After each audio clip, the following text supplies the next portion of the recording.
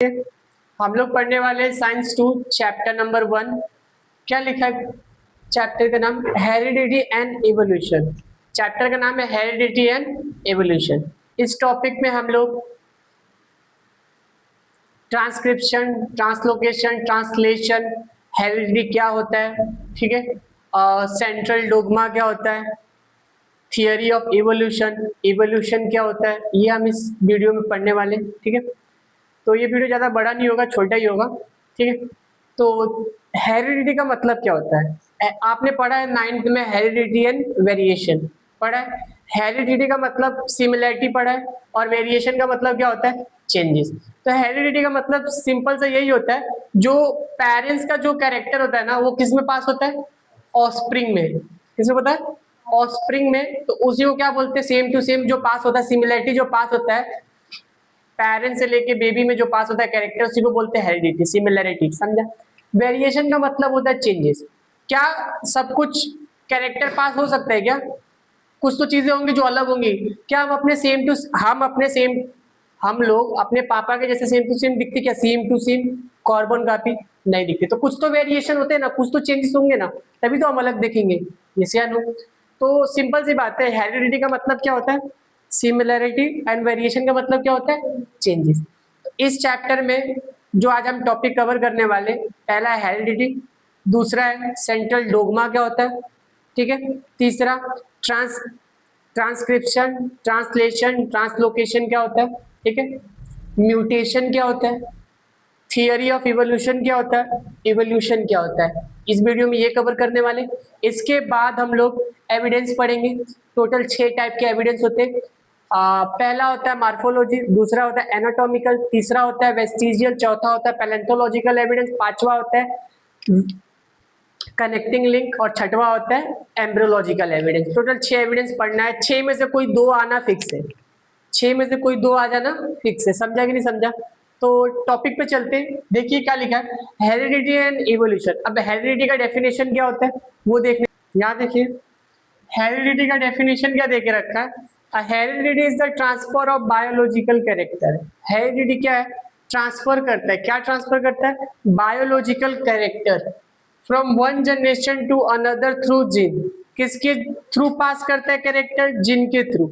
अब ये जीन क्या है? जीन से पहले एक बार फिर से देखते हैं हेरिडिटी क्या है। ठीक है, heredity is the transfer of biological character from one generation to another generation through gene. किसके थ्रू पास करता है? जीन के थ्रू। अब जीन होता है क्या, ये बड़ा क्वेश्चन है। ठीक है, जीन क्या होता है, ये बड़ा क्वेश्चन है। जीन कहाँ पे होता है, क्या इसमें होता है, क्या चीज नहीं होता है, उसके बारे में जरा देख लेते हैं। ठीक है, आप लोगों ने डीएनए के बारे में सुना है? डीएनए के अंदर क्या होता है? जीन होता है। क्या होता है? जीन। जो भी हमारे कैरेक्टर डिसाइड होते हैं किसके अंदर होते हैं? जीन के अंदर। तो सिंपल सी बात है, जीन कहाँ प्रेजेंट होगा? डीएनए पे। डीएनए के अंदर डीएनए कहाँ प्रेजेंट होता है? क्रोमोसोम। क्रोमोसोम कहाँ प्रेजेंट होता है? सेल में। आया ना? सेल कहाँ प्रेजेंट होगा? ऑर्गन में। ऑर्गन कहाँ प्रेजेंट होगा? बॉडी में। तो समझा कि नहीं समझा ये पूरा process? Body, organ, cell, chromosome, DNA, gene. समझा? अब हमारे आंखें छोटी होंगी, बड़ी होंगी, किसमें? ये सारे कैरेक्टर इसके अंदर है, ये सब डिसाइड करता है। यस या नो? तो ये इसका मतलब समझा ना, ये जीन कितना ज्यादा इंपॉर्टेंट है हमारी लाइफ में। समझा? कहाँ प्रेजेंट होता है ये? डीएनए के अंदर। डीएनए कहाँ प्रेजेंट होता है? क्रोमोसोम। क्रोमोसोम कहाँ? सेल। इतना समझो, बस इतना ही समझो। ठीक है, तो अगर हेरिडिटी का डेफिनेशन आया एग्जाम में लिखने के लिए, आपकी यूनिट टेस्ट, सेमेस्टर, बोर्ड के एग्जाम में, तो आप क्या लिखेंगे? Heredity is the transfer, heredity is the transfer of biological character from one generation to another generation through gene. एक जनरेशन से दूसरे जनरेशन में जो हम इंफॉर्मेशन ट्रांसफर करते हैं उसी को हम क्या बोलते हैं? हेरिडिटी। समझा कि नहीं समझा? यहाँ तक क्लियर है सबको? आगे चले। ठीक है, अब मैंने आपको बताया था नया टॉपिक पढ़ेंगे, ट्रांसक्रिप्शन, ट्रांसलेशन, ट्रांसलोकेशन। तो ये टॉपिक है, जरा क्या है देखिए। ट्रांसक्रिप्शन क्या है? ट्रांसक्रिप्शन। ट्रांसक्रिप्शन क्या होता है? अगर सीधा सीधा बताऊं तो मैं, जो डीएनए से आरएनए बनता है उसी प्रोसेस को क्या बोलते हैं? ट्रांसक्रिप्शन। सिंपल सा। बट इसको लिखेंगे कैसे वो देखेंगे पहले। डीएनए से जो आरएनए कन्वर्ट होता है, बनता है, उसी को क्या बोलते हैं? ट्रांसक्रिप्शन। तो ये क्या है जरा देखते हैं। Synthesis of mRNA as per the nucleotide sequence present on DNA. आपको पता है डीएनए के अंदर न्यूक्लियोटाइड प्रेजेंट होता है। डीएनए के अंदर कितने न्यूक्लियोटाइड होते हैं? 4। कौन कौन से? ATGC, एडेनाइन, थाइमिन, ग्वानिन और साइटोसिन। डीएनए के अंदर कितने होते हैं? 4। Adenine, thymine, guanine, cytosine. समझा कि नहीं समझा? इसका पेयर कैसे बनता है? ATGC, ATGC, ATGC। ए के साथ टी रहेगा, जी के साथ सी रहेगा। समझा कि नहीं समझा? जैसे दो दोस्त लोग होते हैं ना, एक साथ रहते हैं हमेशा, अलग नहीं होते, है या ना? तो ऐसे यहाँ पे भी डीएनए के साथ, डीएनए के अंदर जो न्यूक्लियोटाइड होते हैं 4, उनका भी पेयर बनता है। क्या बनता है? पेयर। तो कैसे बनेगा? AT और GC। एडेनाइन के साथ थाइमिन रहेगा और ग्वानिन के साथ साइटोसिन। समझा कि नहीं समझा? ATGC। अब ये कैसे बनता है जरा यहाँ देख लेते हैं फटाक से। ठीक है, जैसे मान लो ये A है, तो ये यहाँ पे क्या आएगा? T आएगा। मान लो ये ऐसा, ये G है, ठीक है, तो ये पेयर क्या आएगा? C। समझा कि नहीं समझा? इस तरीके का पेयर बनेगा। क्लियर हुआ कि नहीं समझा? क्लियर हुआ सबको? क्लियर है ना सबको? हाँ, तो डीएनए के अंदर कितने न्यूक्लियोटाइड सीक्वेंस होते हैं? 4। कौन कौन सा?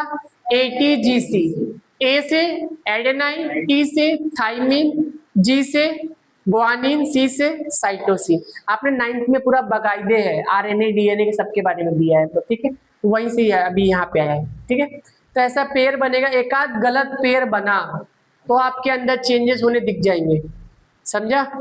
थोड़े थोड़े चेंजेस हो जाते हैं। अगर इसका पेयर इसके साथ नहीं हुआ, दूसरे के साथ लग गया, तो फिर हमारे बॉडी के अंदर चेंजेस दिखते हैं, एक्चुअली दिखते हैं। ठीक है, तो ये बहुत काम की चीज है। Synthesis of mRNA as per the nucleotide sequence present on DNA. DNA के अंदर जो न्यूक्लियोटाइड प्रेजेंट होते हैं उसके वजह से a molecules is called the process of transcription. उसी को हम क्या बोलते हैं? ट्रांसक्रिप्शन बोलते हैं। समझा? जो डीएनए के अंदर मॉलिक्यूल्स का क्या होता है? सीक्वेंस में प्रेजेंट होते हैं, जो ट्रांसफर होता है। mRNA का मतलब क्या होता है? M for messenger, M for messenger RNA. समझा कि नहीं समझा? डीएनए का फुल फॉर्म क्या होता है? Deoxy ribo nucleic acid. RNA का राइबो न्यूक्लिक एसिड। तो फुल फॉर्म तो क्लियर है ना, दिक्कत तो नहीं है। mRNA फॉर क्या होता है? Messenger RNA. समझा? तो डेफिनेशन आई होप समझा होगा। क्या लिखा है दूसरा point? The nucleotide sequence present in the DNA, the nucleotide sequence present on DNA और molecules is called as a gene. जो न्यूक्लियोटाइड सीक्वेंस प्रेजेंट होता है डीएनए के अंदर मॉलिक्यूल्स, उसी को हम क्या बोलते हैं? जीन बोलते हैं। क्या बोलते हैं? जीन। अब जीन करता क्या है जरा देखो। Gene control the structure and function of the body. Gene क्या करता है? कंट्रोल करता है। क्या?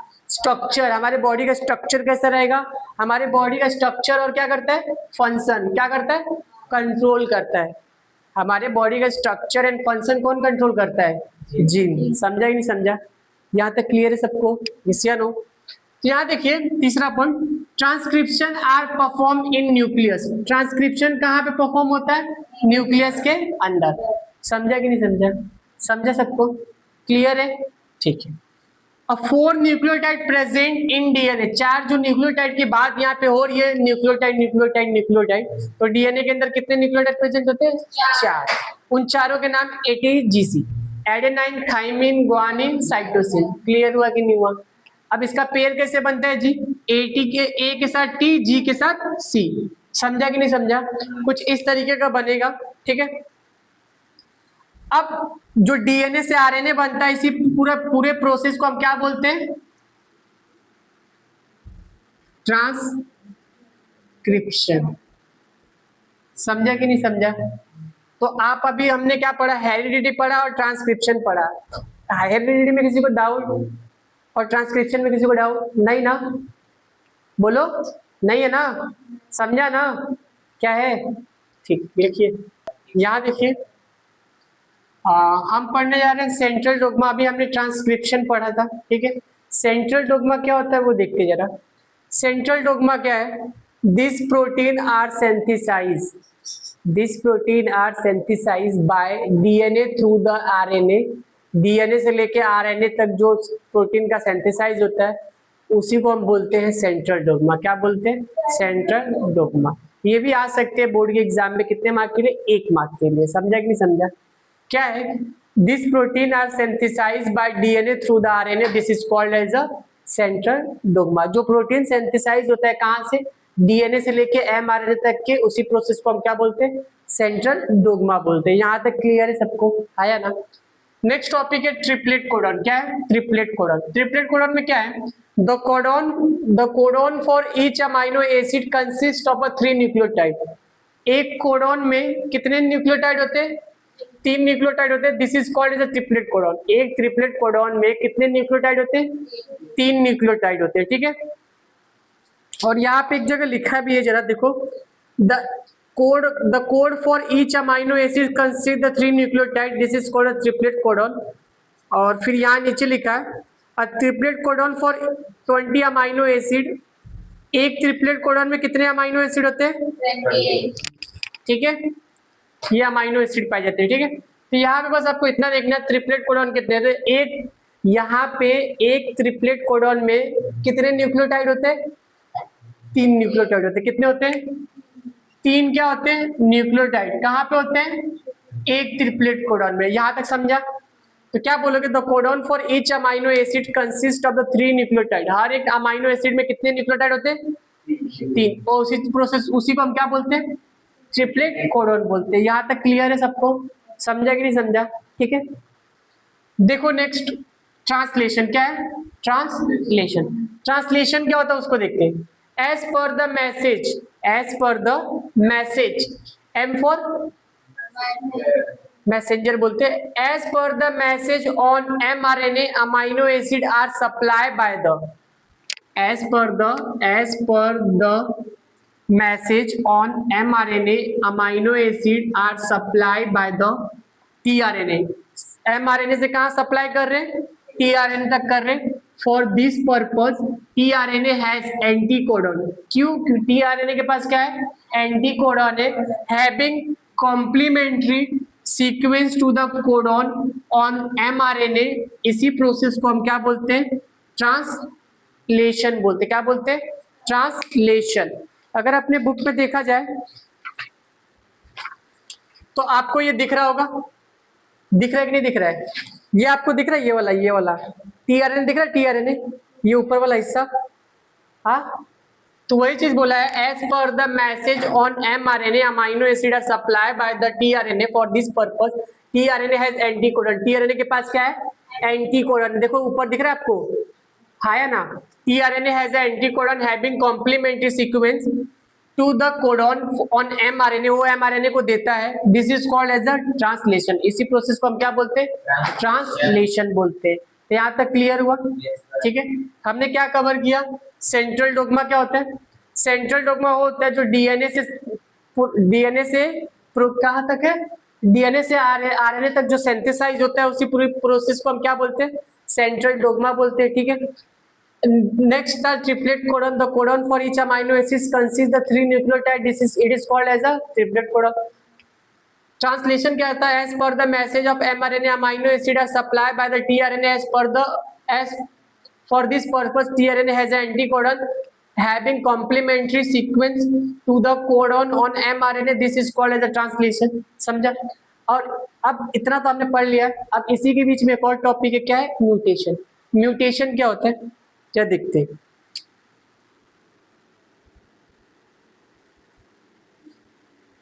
म्यूटेशन क्या होता है? इसका डेफिनेशन होता है the sudden change in the sudden change in DNA is called mutation. The sudden change in DNA is called as a mutation. जो डीएनए के अंदर अचानक से चेंजेस आ जाते हैं ना, जीन के अंदर, उसी को हम क्या बोलते हैं? म्यूटेशन बोलते हैं। 1 मार्क जेब में। इसका एग्जांपल क्या है? Sickle cell anaemia. Sickle cell anaemia किसको बोलते हैं? अपना ब्लड कैसा होता है आप बताओ? ऐसा होता है प्रॉपर, ये ऐसा है तो पूरा इसमें ऑक्सीजन पूरा भरपूर जाएगा। अगर किसी को सिक्कल सेल एनीमिया हुआ तो चंदा मामा देखियो ऐसे, है या ना? तो बताओ ऑक्सीजन किस में ज्यादा ट्रांसफर होगा, इसमें किसमें? तो ये ऐसा फिगर रहेगा, किसी को बोलते सिक्कल सेल एनीमिया। समझा कि नहीं समझा? समझा ना? उसका ड्राइंग है, ये फिगर है। तो म्यूटेशन क्या होता है? The sudden change in DNA is called as a mutation. जो अचानक से चेंज, सडन का मतलब अचानक से, ठीक है, बोलते ना सडन डेथ हो गई, अचानक से मर गए, ठीक है। तो सडन का मतलब अचानक से, जो अचानक से चेंजेस होते हैं किसके अंदर? डीएनए के अंदर, उसी को हम बोलते हैं म्यूटेशन। और म्यूटेशन का एग्जांपल क्या है? Sickle cell anaemia. यहाँ तक क्लियर है सबको? कुछ ज्यादा बड़ा था क्या? हाँ, समझा ना? ये पूरा समझा कि नहीं समझा? देखो सेंट्रल डोग्मा क्या था? सेंट्रल डोग्मा वो था जो डीएनए से आरएनए पूरा क्या हो रहा है? सिंथेसाइज हो रहा है, उसी को हम क्या बोलते हैं? Central dogma. डीएनए से जब हम एमआरएनए तक जाते हैं तो उस प्रोसेस को ट्रांसक्रिप्शन बोलते हैं। एमआरएनए से प्रोटीन पे जाते हैं उसको ट्रांसलेशन बोलते हैं। और जो डीएनए से पूरा आरएनए जाएगा उसको हम क्या बोलेंगे? Central dogma. समझा कि नहीं समझा? समझा ना? क्लियर है? देखो इनसे, ये डीएनए से हम कहा जा रहे हैं? एमआरएनए जा रहे हैं, इसके बाद जा रहे प्रोटीन। डीएनए से एमआरएनए ट्रांसक्रिप्शन, एमआरएनए से प्रोटीन ट्रांसलेशन। और ये पूरे प्रोसेस को कौन, इस पूरे प्रोसेस का नाम क्या है? Central dogma. समझा ना? क्लियर हुआ कि नहीं हुआ? अभी तक जितना पढ़ा समझा ना तुम लोग को? क्लियर है? लिखो तो। यहाँ देखिए क्या है टॉपिक? ट्रांसलेशन। ट्रांसलेशन और इवोल्यूशन। इवोल्यूशन थोड़ा सा इंपॉर्टेंट है, इसको थोड़ा बाद में देखेंगे, पहले ट्रांसलेशन देखते हैं। ट्रांसक्रिप्शन, ट्रांसलोकेशन और ट्रांसलोकेशन। ट्रांसलेशन तक हो गया था, ट्रांसलोकेशन करने जा रहे। तीसरा क्या लिखा है? The ribosome keep on moving from one end of the mRNA to the other end of the other end by the distance of one triplet codon. This is called as a translocation. Translocation क्या होता है? बस आप रट्टा मार लो इतना ही। The ribosome keep moving. The ribosome keep on moving from one end of the mRNA to the other end by the distance of one triplet codon. This is called as a translocation. समझा कि नहीं समझा? Clear हुआ?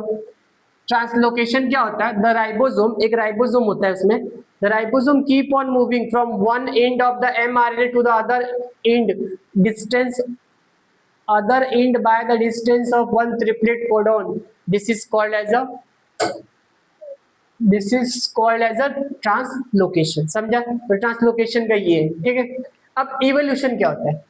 क्या पहले के जमाने में डायरेक्ट इंसान आ गए थे क्या? नहीं ना, डायरेक्ट इंसान आ गए थे। इवोल्यूशन का मतलब होता है चेंजेस, थोड़े थोड़े चेंजेस होना, इवोल्व होना, बढ़ोतरी होना, ऐसे समझो। समझा कि नहीं समझा? तो क्या ये तुरंत हो गया था? ये सब नहीं हुआ था ना। अच्छा, इसमें एक वर्ड है ग्रेजुअल। ग्रेजुअल का मतलब होता है स्लो, स्लो से भी स्लो, स्लो से भी स्लो, उसको बोला गया है ग्रेजुअल, ठीक है।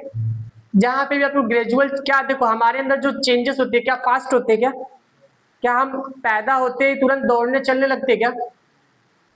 नहीं ना, तो बहुत ही स्लो प्रोसेस है कि नहीं? प्रोसेस है। बट पेड़ पौधों में थोड़ा सा हमसे फास्ट है कि नहीं है? हमसे फास्ट है। बट हमारा जो प्रोसेस है हमारे अंदर एकदम ग्रेजुअली, एकदम स्लो स्लो होता है कि नहीं होता है? समझा? तो इससे भी स्लो अर्थ का फॉर्मेशन हुआ होगा, उस पर स्पीसीज आई होंगी, उसको बोला गया ग्रेजुअली। ग्रेजुअली का मतलब स्लो से भी स्लो होता है, ठीक है। यहाँ देखिए क्या लिखा है? Evolution is the gradual change.